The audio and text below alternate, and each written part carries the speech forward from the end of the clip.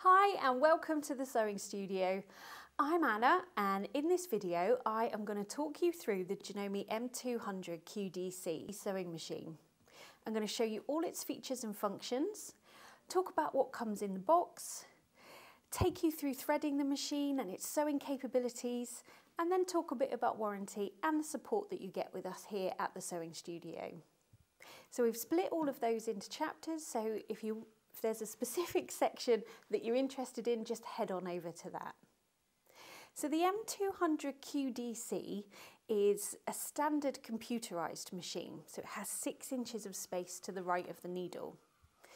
Now the Q in the QDC stands for quilting, and that's because it's a quilting edition. And that just means that it comes with a few more stitch options, but also more accessories like an extension table and more feet that are predominantly designed for quilting, but they're actually really useful for other things as well. And I'll talk you through that when we get to the sewing section. You'll find 200 different stitch options on this machine, and you've got some direct stitch presses to your most commonly used stitches here. So you've got your straight stitch, your zigzag, blind hem, and a standard one-step buttonhole. There's 12 different styles of one-step buttonhole, and the rest of the stitches are detailed on this handy card which pops on the machine at the top there. And it's very easy to navigate through and select those. Included in those stitches are also fonts, well, one font, both uppercase, lowercase and European letters, numbers and some symbols. So it's really good if you want to personalise things, create quilt labels, anything really to add that personal touch.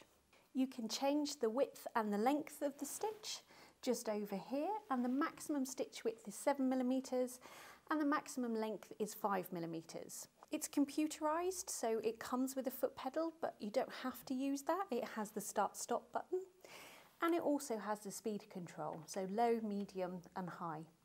And the top speed on this machine is 820 stitches per minute. You've also got your reverse, a locking stitch, needle up, needle down, and your automatic thread cutter. There's also a handy manual one on the side here. The presser foot has the extra presser foot lift, so any bulky items you can fit under there with ease, and you can adjust the pressure that's applied to the presser foot with this dial up here. The feed dogs have Janome's superior 7-piece feed dog, and that means that there's more elements, there's more teeth. So it really grabs hold of the fabric to feed it consistently and give you more control to get really nice results. You can also drop those feed dogs for any free motion work. It's got a built-in needle threader and a top loading bobbin. So you just drop that in, thread it around the easy set, no need to draw up the bobbin thread, you can just start sewing. Also has a free arm, so just pop this off, and then you've got your free arm there for sewing hems and cuffs, and there's storage in the accessory tray. Now speaking of accessories and feet that come with the machine, you've got the standard presser foot that will already be on there, a zipper or piping foot, overcasting, one for blind hem, 2 different types of satin stitch foot, so a closed toe and an open toe, your one-step buttonhole foot, as well as a 1/4 inch foot, a stitch in the ditch, an open toe free motion, and a walking foot.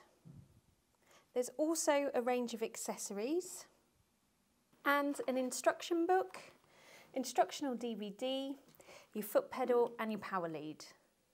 There's also the extension table that I mentioned earlier. You just pop off the accessory tray and that sits on the side there, so that gives you a nice large area to work with. And then lastly, it comes with a hard cover. So the machine weighs just under 6.5 kilos, so nice and transportable, and this just helps to keep it protected while you're out and about. It's also really handy to keep the dust off and keep it safe while it's stored away. So let's show you how to thread the machine and get sewing and show you all its capabilities. So threading is very easy. You just pop the thread on the spool pin and then pop the spool cap on the end. Grab the end of your thread And then everything is numbered, so you're just following the numbers in order. So number 1, 2, 3, 4, make sure it pops in the front of that take-up lever, down to number 5 and in the top of the needle, sorry, the little guide above the needle there.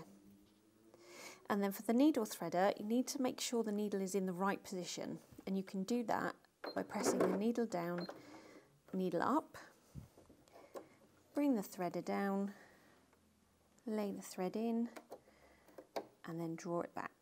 And there's your loop. And then I'm just going to cut the excess that I've got there on the little cutter on the side there.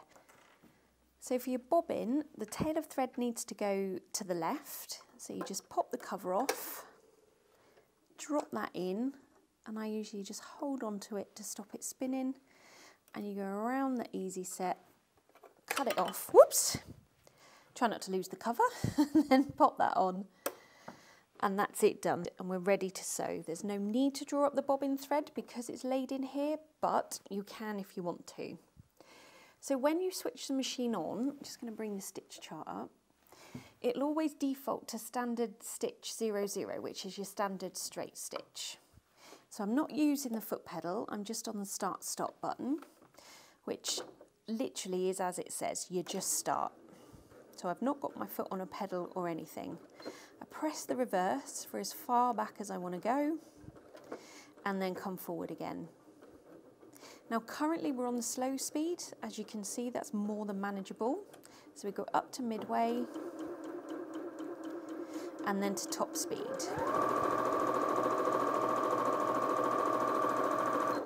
When you're nearing the end of your seam, you can just keep your button on the start-stop button, keep your finger on the start-stop button, and you can see it slows down to the manageable speed again, and then you can just stop when you're ready. And then to secure, just keep your finger on the reverse, and you can leave it at that, or you can come forward again if you want to.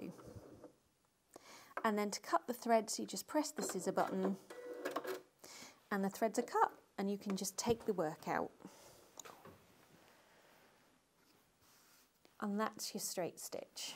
That's the top, and that's the bottom. So there is another way of securing your seams rather than doing the reverse back and forth. And this is really good for if you're doing something decorative or top stitching or something like that, because it reduces the bulk that you get both ends. And that's this locking stitch button. And what this does is it does 3 stitches on the spot to secure the stitch. So I'll show you a minute. So you press that first, and then you start sewing. And you can see the fabric's not moving, and it's just sewing 3 stitches on the spot, and then you can carry on.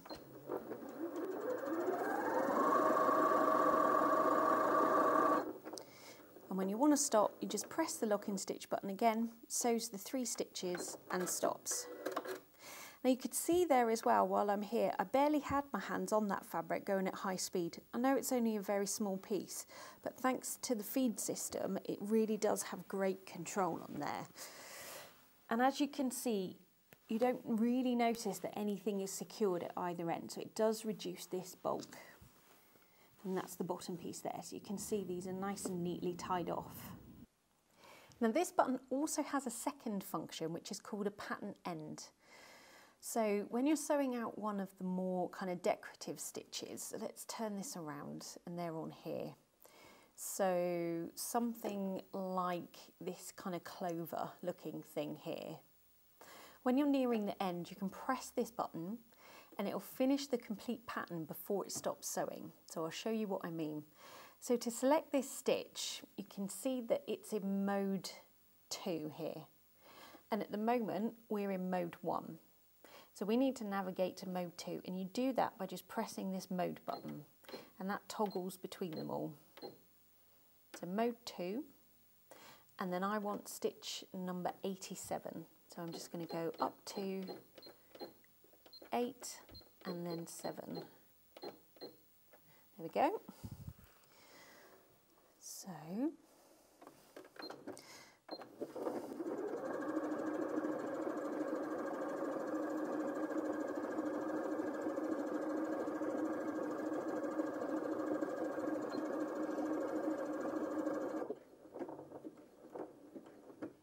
now Now you will have noticed that time when I pressed that button, it didn't instantly stop sewing. And as I say, that's because it finishes the complete pattern before it stops sewing.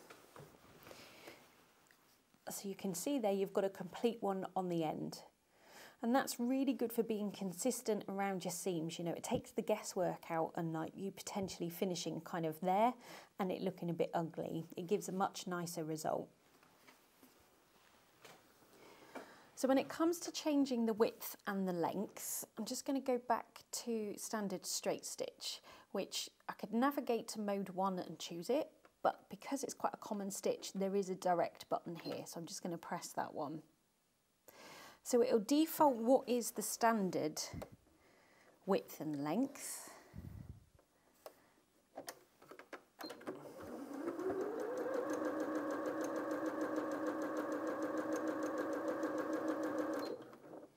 But then if you want to, you can make it really narrow. So if you're doing any applique, you know, want to do a kind of satin stitch, anything like that really. You know, if you're going along the top of a pocket or something like that, reinforcing belt loops, those kind of things. Or you might want to very simply, you know, roughly edge a tablecloth or something like that and go extra wide and a bit longer.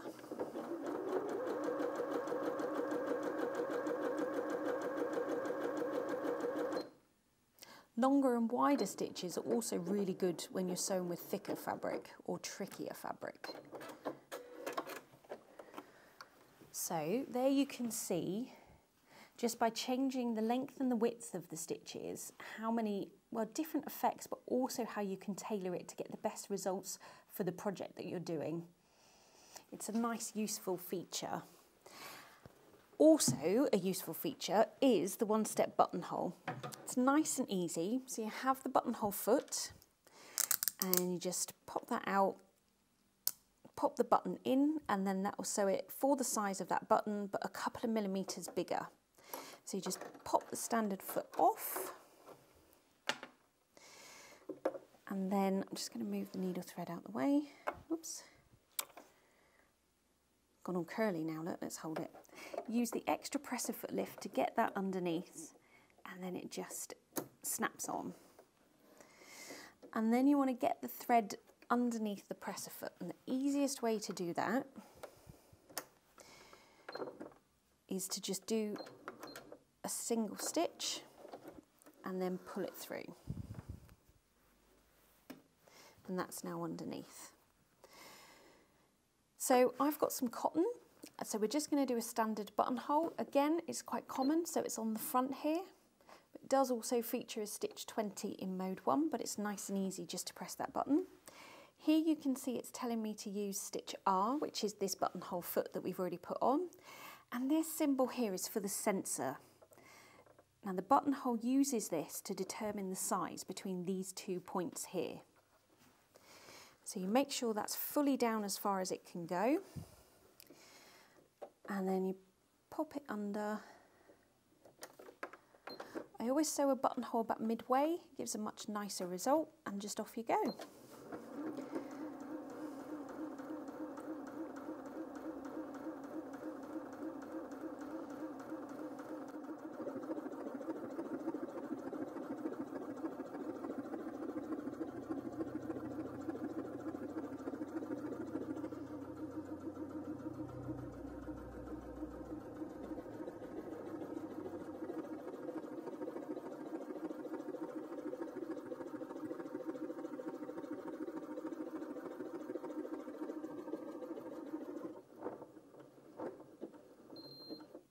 And it'll beep to let you know it's finished. And just raise the presser foot and take that out. And there's your nice neat buttonhole in one easy step. So let's take a quick look at the fonts. So I'll take the buttonhole foot off and I'll pop on the satin stitch foot. Now this is nice for the fonts because it has a little groove out underneath, so they're quite thick in stitches, so it helps to just smooth it all along and controlled. And the fonts are located in folders A. So A, you can see you've got your uppercase, your lowercase, your numbers and all your symbols. And then you've got all your European characters there. So to get to mode A, we're going to select mode until the light is on mode A. And then we're going to choose the stitch number to the corresponding letter. So let's stitch out Janome. So number 19 is a capital J. So you go 19 and then you can hit memory. Now it's stored stitch number 1 in memory slot number, stitch J, sorry, in number 1. So a lowercase a is then 36. And then I can press memory and that's stored in number 2. And you just carry on like that. So N is 49, O is 50, M is 48, and E is 40. Okay. And then pop your fabric in, and off you go.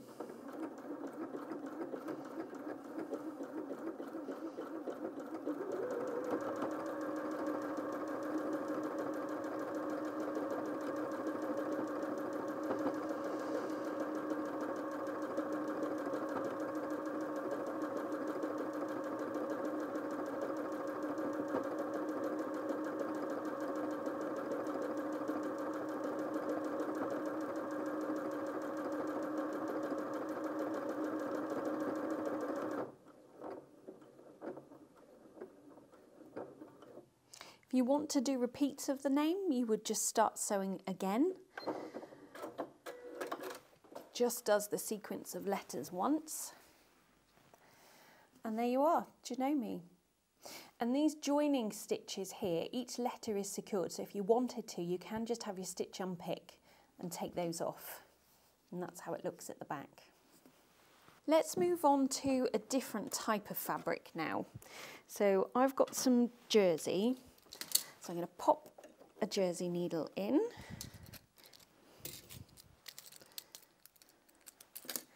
This machine takes standard needles, the ones with the flat back. Just going to pop that in and get it threaded. There it goes. And I'm going to put the standard foot back on. So this is just an old t-shirt material. So I'm going to choose the triple stretch stitch, which is in mode 1, number 4. So again, I'm going to mode 1 until we're in number 1, and then 4.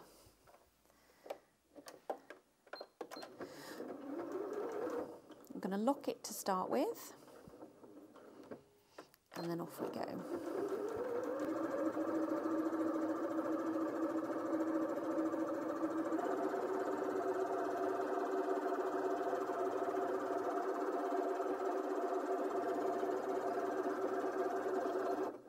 Just going to secure it on the end.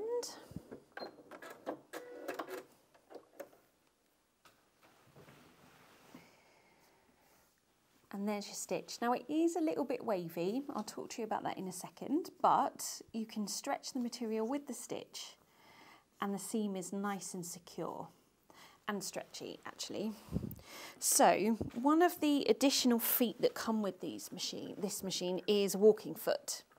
And this has teeth on the top that help to feed the top fabric at the same rate as the bottom fabric. So it's designed for use in quilting, for the layers that you have in quilting, but actually it's also really good on stretch fabric or, you know, anything that's tricky to sew, anything that's slippy and that tends to kind of shift and move around no matter how much you pin it. So I'm just going to pop this walking foot on.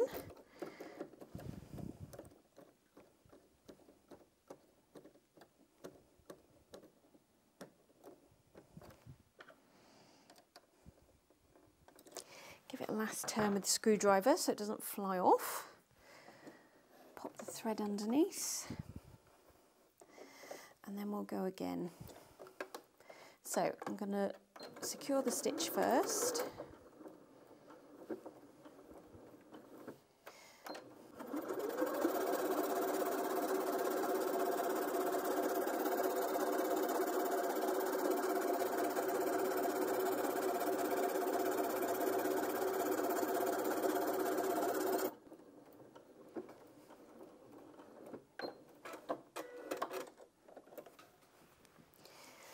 go, and you can see how that is now sitting nice and flat. There's absolutely no waviness like you get with the first one. And it's still stretchy with the fabric, and again, so is the seam. Now, as I say, this walking foot is really good for quilting. So I'm just going to pop the standard needle back in. It's just a universal. And this foot is nice and wide, it's an open toe, so you can do all the stitches with this foot on, zigzag, straight stitch, decorative stitches and everything. So let's choose one of the quilting stitches. Let's go up here, so a bit of a stippling stitch. So mode 2 and number 3. There we go. I'm going to come down slightly.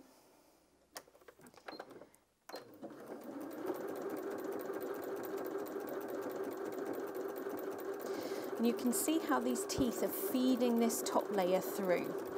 So there really isn't any movement or any shifting in the layers.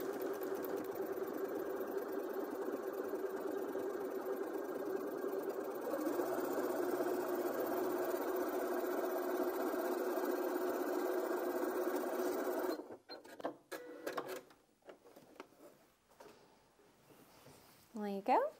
It's nice and even tension, both on the top and underneath. So whilst I've got the quilt sandwich in my hands, let's take a look at some free motion. So I'm going to take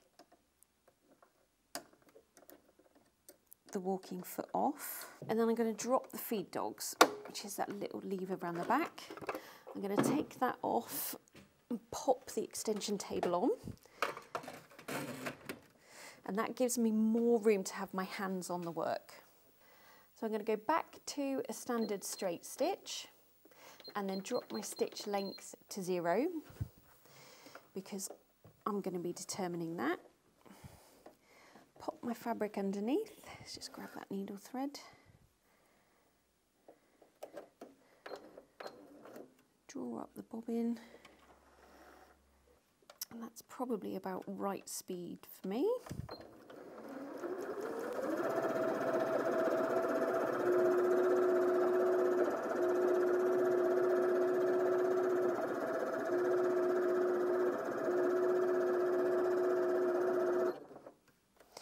And that's nice and smooth. I'm just going to lock that a second.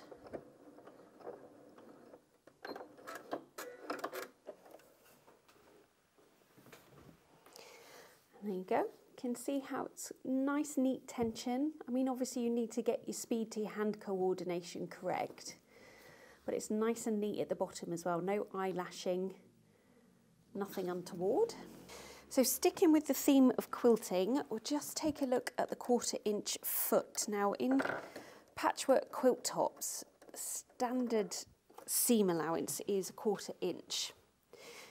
Just get this ankle back,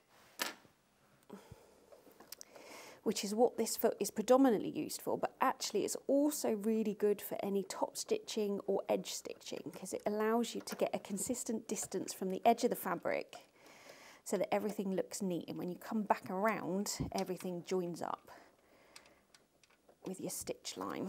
So I just pop that back on. Let's just pop the feed dogs back up before I forget. Wouldn't be the first time. Might as well leave that on now. And this is the 1/4 inch foot, so you can see it's narrower than the standard straight stitch foot, and that's so that when the needle's in the middle position, if you line the fabric up with this guide, you're getting a 1/4 inch.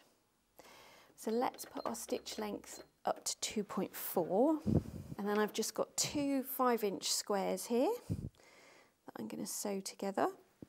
And what you want to do is line the edge of the fabric up with the edge of this guide. Just pop that under a bit more.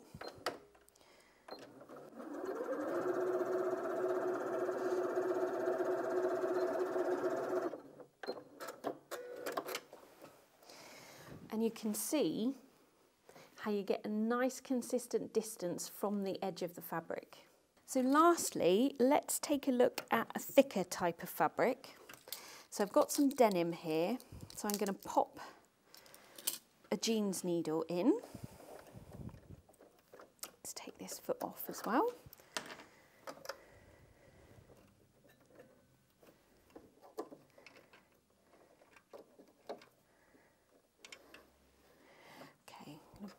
standard foot back on.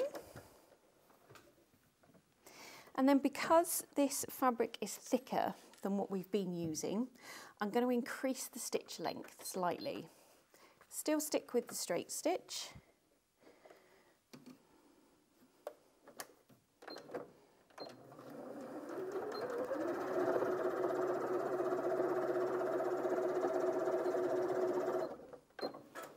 And that's sewn through that, no problem at all. Stitches are nice and consistent, both top and underneath, and the seam is secure. So let's double that over and go through 4 layers. I'll just snip off that excess thread.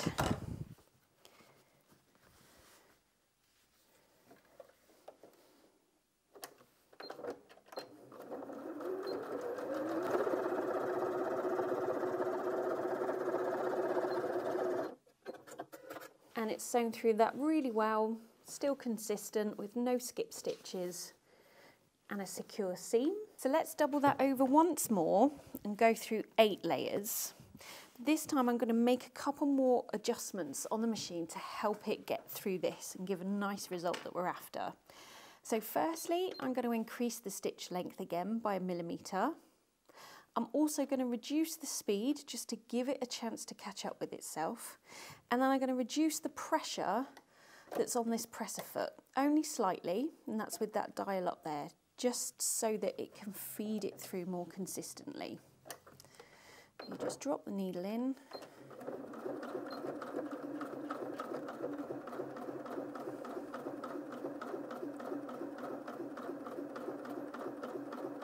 And you can see that's feeding it all on its own. I'm just kind of steering it from the front.